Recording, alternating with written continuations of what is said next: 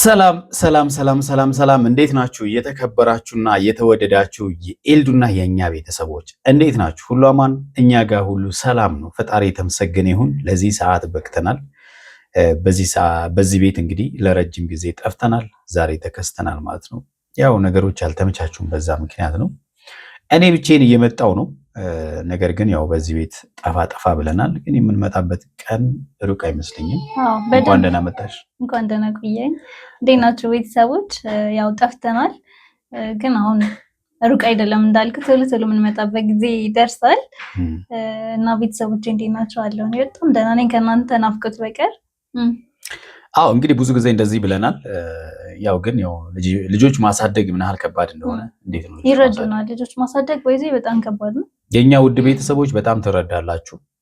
2 ልጅ ኦልሞስት 3 ልጅ ማለት ነው። 3 ልጅ በለው በዛ ምክንያት ነው፣ በጣም ከአቅም በላይ ስለሆነ ነው እንጂ ብዙ ጊዜ እንደዚህ እንመጣለን ካሁን በኋላ እንመጣለን ብለን የቀረንባቸው በጣም ብዙ ጊዜያቶች አሉ። ግን ደግሞ በደንብ ስለምትረዱን እናንተ በኤሚ ቤትም ረጅም ጊዜ አልመጣንም። በዚህ ምክንያት ነው እውነት ለመናገር መምጣት ያልቻልነው። ግን ነገሮችን እያመቻቸን ያለ ነው። ልጆቹም አሁን ያደጉ ስለሆነ እነሱም አሁን እንግዲህ አድገዋል። ስለዚህ አሁን እነሱም ለቀቅ ያደርጉናል ብለን እናስባለን። ስራችንን በአግባቡ እንሰራለን፣ ወደ እናንተ በሰፊው እንመጣለን ብለን እናስባለን። ዛሬ እንግዲህ በኤፍሬም ጉዳይ ነው የመጣ ነው። ስለ ኤፍሬም ብዙዎቻችሁ ተናግራችኋል። ኤፍሬም እያደረገ ያለው ነገር እጅግ በጣም ከማህበረሰባችንም ወጣ ያለ ነገር ነው። ባይሆን በሚዲያ እንደዚህ ያለ ነገሮችን ማስተላለፍ እጅግ በጣም ደስ የማይል ነገር ነው። ከሰውነት ባህሪ የሆነ ስራ እየወጣ ነው እና ምን እንደሚያስተምረን ራሱ አልገባኝም። ከኤፍሬም ምንድነው የምንማረው ነው አሁን?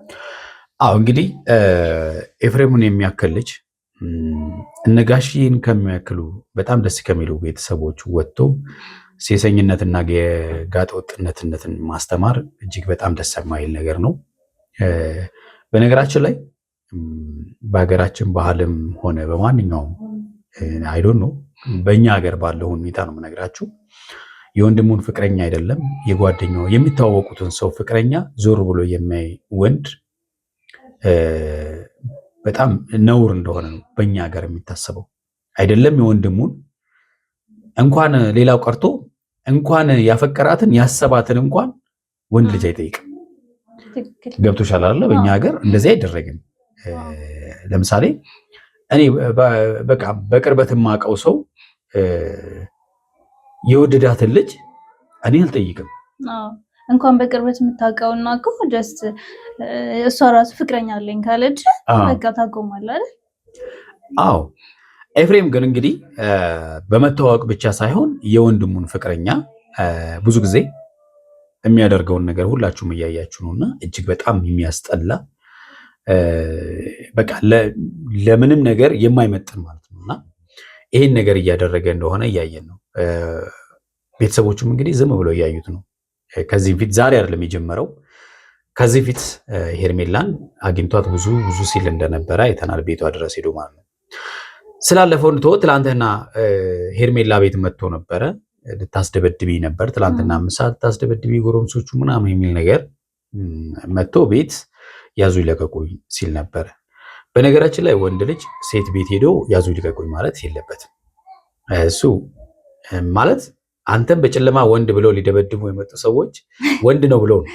በነገራችን ላይ አንተ እንደ ሴት ጋር ሄደ እንደምትጋፈጥ አላሰቡም እነሱ እንጂ አንተ እንደ ወንድ ሌሊት መጥተው ሊደበድቡ ነው ያልከው ሰውዬ ሴት ቤት ሄደ ያዙ ይልቀቁኝ አልወጣም ውጣ አትውጣ ምናምን ከእሷ ጋር መከራከር አይጠበቅብህም በመጀመሪያ ደረጃ ማለት ነው።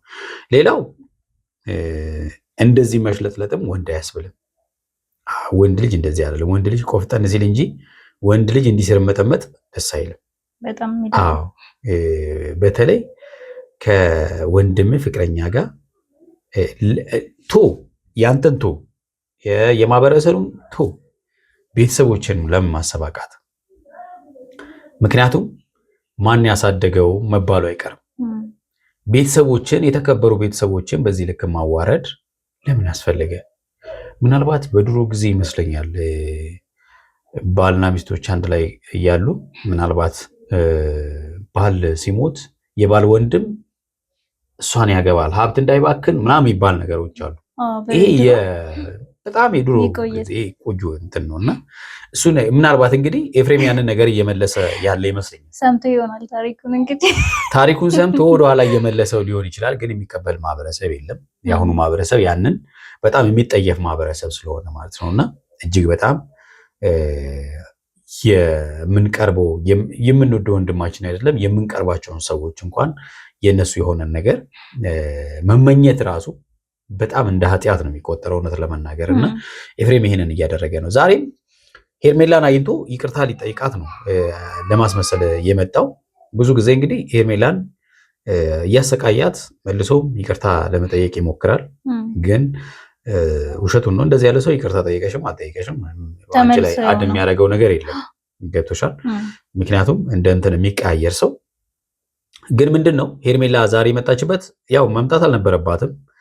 ከአብርሃምም ይሁን ከሌሎች ሰዎች ገለል ብትል ጥሩ ነው ብለን ነበር። ሄርሜላ ያንን ነገር ልታደርግ አልቻለችም።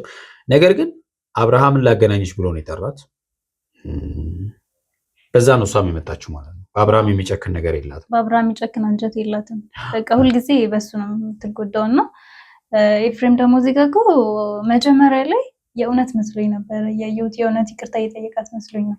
ግን ደግሞ ይቅርታ የሚጠይቅበት ራሱ መንገድ በጣም የባለጌ ነው እና መጨረሻ ላይ ደግሞ ያው የተናገረው ነገር አለ። ብቻ ኤፍሬም ምን አለ ወንድሙ ሲሻለው እንኳን ሲያየው ይሄን ቪዲዮ ምን ሊል እንደሚችል አሁን ምናልባት አብርሃም የሚደረገውን ነገር ላያውቅ ይችላል። ከቀልቡም አይደለም ከራሱ ጋር ስላልሆነ ግን ሲሻለው እውነቱን ማወቅ ሲጀምር ምንድነው እሱ የሚሰማው? ኤፍሬም ወንድሜ ነው እንዴ ነው በቃ ምንድነው እሱ ማሰብ እንዲታቃተው ኤፍሬም። ልክ ነሽ። ግን ደግሞ አንድ ነገር አለ። አንድ ሰው ድፍረት የሚያመጣው ከሆነ ነገር ተነስቶ ነው። ገብቶሻል? ከዚህ ፊት አብርሃም ጤነኛ ሆኖ ኤፍሬም ሄርሜላን ያደረጋትን እናውቃለን። እነዛን ነገሮች አብርሃም ዝም ብሎ ነው የዘለላቸው። ገብቶሻል? ሰው በሰጠሹ ልክ ነው አንቺን የሚደፍርሽ የሚንቅሽም የሚያከብርሽም። ገብቶሻል? ከዚህም ፊት ሄርሜላን እራት ካልጋበዝኩሽ ብሏት ከኔ ጋር ጊዜ ማሳለፍ አለብሽ ቤት ካልሄድን ምናምን አብረን እንጆይ ማድረግ አለብን። ያኔ ማለት አብርሃም ጤነኛ በነበረ ጊዜ ማለት ነው። ሁለተኛ አብርሃምን ይቅርታ ልጠይቃት ፈልጋለሁ ብሎ ቤት አብርሃም ይቅርታ እንድታደርግለት ሄርሜላን ለምኗት ይቅርታ አደረገችለት። በሁለተኛው ቀን ነው ምናምን መጥቶ ደግሞ ስለሷ ውበት ሲገልጽ ከአንቺ ጋር እንጆይ ማድረግ ፈልጋለሁ ምናምን ሲል አብርሃም በጤነኛው ጊዜም አልተናገረው ኤፍሬምን ማለት ነው። ስለዚህ ኤፍሬም ይሄን ነገር ያውቃል። አብርሃም ጤነኛም ቢሆንም ባይሆንም በነገራችን ላይ አይደለም ከሄርሜላ ጋር እንደው ሩታና አብርሃም ሳይላዩ ባልና ሚስት ሆኖ ራሱ አብሮ ከሩታ ጋር ራሱ እንጆይ እናድርግ ቢል አብርሃም የሚናገር አይነት ሰው አይደለም። ይሄ የአብርሃም ክፍተት ነው። ገብቶሻል? የአብርሃም ክፍተት ነው። በነገራችን ላይ ቤቱን የሚያስከብረው ባለቤቱ ነው። ባለቤቱ ቤቱን ያላስከበረ ከሆነ እንደፈለገው ማንም ይፈነጭበታል።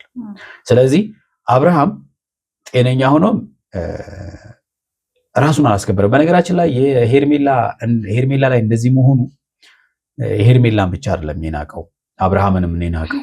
አብርሃምን ስለናቀ ነው ይሄን የሚያደርገው እንጂ አብርሃምን ባይንቀው ኖሮ አብርሃምን ቢያከብረው ኖሮ ኤፍሬም ይሄን ነገር እንደማያደርግ 100% እርግጠኛ ነው ሆኜ ነው የምነግራችሁ። ምክንያቱም አንድ ሰው ንቋችሁ የእናንተን የሆነ ነገር ሊነጥቃችሁ ሊወስድ ምናምን የሆነ ነገር ለማድረግ ወይም ደግሞ ለማናናቅ የሚመጣ ከሆነ ለእናንተ ያለውን ንቀት እያሳየ ስለሆነ ነው። ስለዚህ ኤፍሬም አብርሃም ጤነኛ ሆኖ ነገ እንደሚያየው ያውቃል። ይህን ቪዲዮ ግን ምንም አያመጣም የሚለው ነገር ነው ማለት ነው። እውነት ለመናገር ቪዲዮ ሙሉ በሙሉ ቁም ነገር የለውም። ገብቷቸዋል። ስለሷ ውበት እየገለጸ በቃ ለምን አታይም ሌላ ወንድ እኔ እኮ ወንድ ነኝ የሚል ቃላቶችን ደጋግሞ ከመግለጽ ውጪ ምንም አንድ ቁም ነገር የለውም። እውነቱን ስነግራችሁ ማለት ነው። ለማንኛውም ግን አጠር ያለ ቪዲዮ ይዣን እሱም ቪዲዮ እያየን ሀሳብ እንሰጥበታለን። ለዚህ ቤት አዲስ የሆናችሁ ቻናሉን ሰብስክራይብ አድርጉ። ሰብስክራይብ ያደረጋችሁ ደግሞ ላይክ እና ሼር እያደረጋችሁ ይህን ቪዲዮ እስከ መጨረሻው ተመልከቱ። አጠር ያለ ቪዲዮ ነው። አንቺ እንዲነካሽ ማብራም ከሆነ በኋላ ስለዚህ እኔም ብነካሽም ችግር የለውም።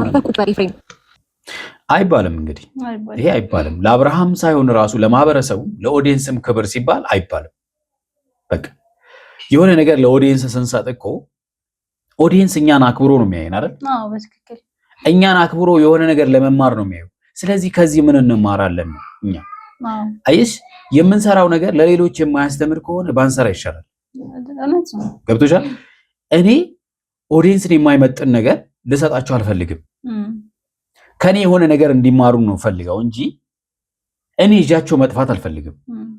ስለሚያከብሩኝ ነው የሚያዩኝ። ስለዚህ ኤፍሬም ደግሞ እያየነው ነው። ኤፍሬም ስርዓትን ያዝ።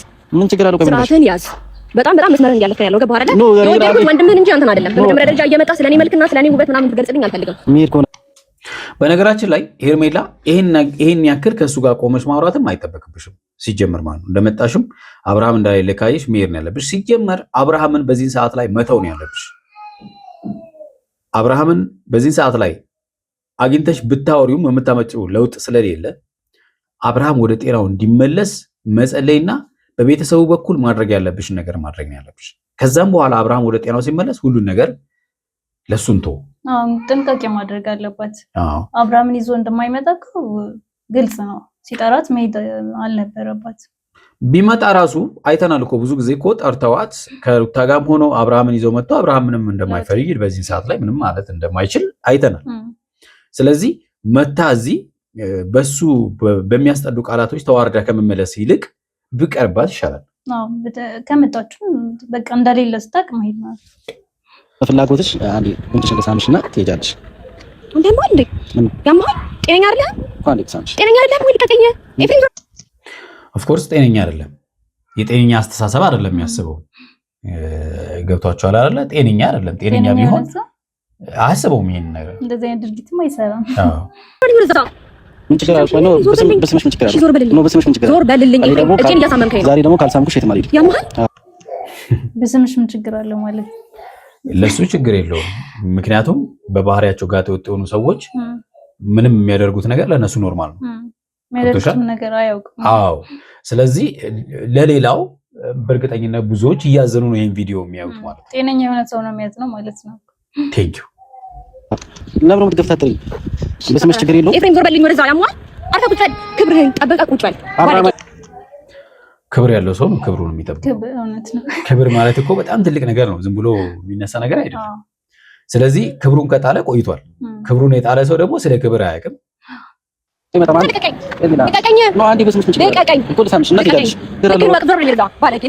ስትስቂም ታምሪያለሽ። ሁሉ ነገር ፈጣሪ አሟልቶ ነው የሰጠሽ። ምን ልልሽ መሰለሽ፣ ስለ አብርሃም ላወራሽ የመጣሁት ማንኛውም ወንድ የሚፈልግሽን አይነት ሴት ነሽ።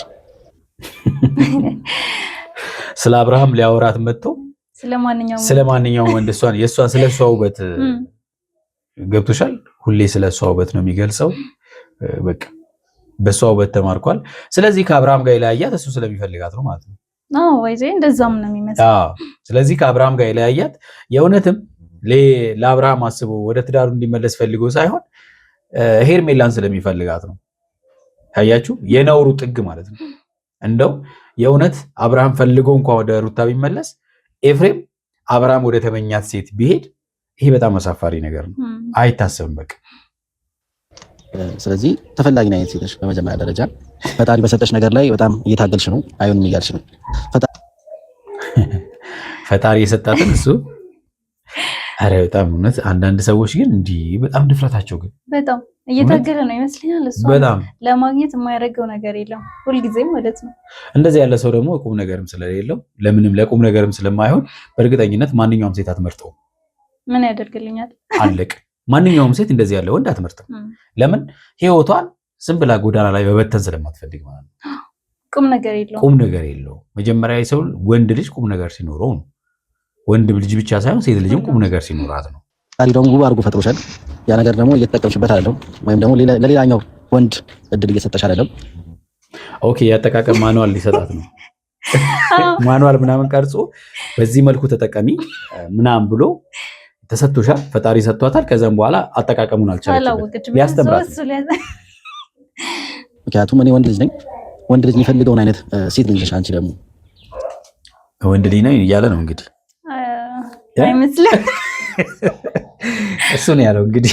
ስለዚህ በዚህ ደግሞ ልትኮሪ ነው እንጂ ልታፍሪ ቢሆን አይገባም። ተረጋጊ እንጂ ልቀቀኝና በስተክል ቆመን የምታወራ ከሆነ አውራ። እግዚአብሔርን ኤፍሬም እንግዲህ ቤተሰቦች ሱሪ የለበሰ ሁሉ ወንድ አይደለም። ያው ሴቶችም ይለብሳሉ ለማለት ፈልጌ ነው።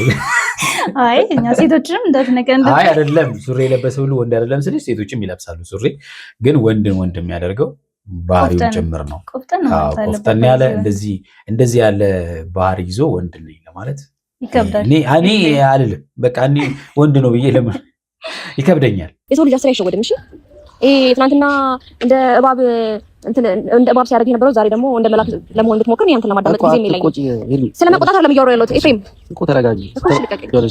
አብርሃም ደግሞ እንዳለኝ ስትናደጂና ስትጨነቂ ያምሻል ብለናል በጣም። ስለዚህ አብርሃም ተንከባከብልኝ ብሎት ነው የላከው። ዋና ፖይንት ምንድን ነው? ቆንጆ ነሽ ነው የምትሄበት ምክንያት እኔ አንተ ቆንጆ መሆን እንድትነግረኝ አልፈልግም እያልኩ ነው አይደል? ርቀትን ጠብቅ። እሱም ርቀቱን ይጠብቃል። ርቀትን አያውቅም። ራስህን አስከብረህ ቁጭ ለምን አልፈልግም? አልፈልግም እኔ በቃ እኔ አንተ ነገርከኝ አልነገርከኝ ምንም የሚጨምርልኝም የሚቀንስልኝ ነገር የለም። ኖ ምን ያልገባሽ እውነት ነው። የእሷ ውበት አንተ ብትነግራትም ባትነግራትም ለውጥ የለውም። አብርሃም ቢነግራት ነው ቫልዩ ያለው። ለሷ ነገር ደግሞ እንዳለ ታውቂያለሽ፣ ሁሉ ነገር ያምራል። አሁን ምንድነው አንቺ ተት እየሰራሽ ያለሽው? የማይፈልግሽ ሰው ጋር ሄደች ነገር እኔ ለማዳመጥ ቪዲዮ ነኝ። እንግዲህ ቤተሰቦች ሙሉ ቪዲዮን ታምሪያለሽ፣ ልሳምሽ፣ ልነካካሽ ከዚህ ውጪ ምንም ቁም ነገር የሌለው ስለሆነ እጅግ በጣም የሚደብር ቪዲዮ እንደሆነ ልነግራችሁ ፈልጋለሁ። በእኔ እይታ ማለት ነው። በእናንተ እይታ እናንተ ጀጅ አድርጉት። የተወዳችሁና የተከበራችሁ ቤተሰቦቻችን ለዛሬ ያዝናችሁ ቪዲዮ ይህን ይመስላል። በሚቀጥለው በሌላ ቪዲዮ እንገናኛለን። እስከዛው በያላችሁበት ሰላምና ፍቅር ከእናንተ ጋር ይሁን። ቻው።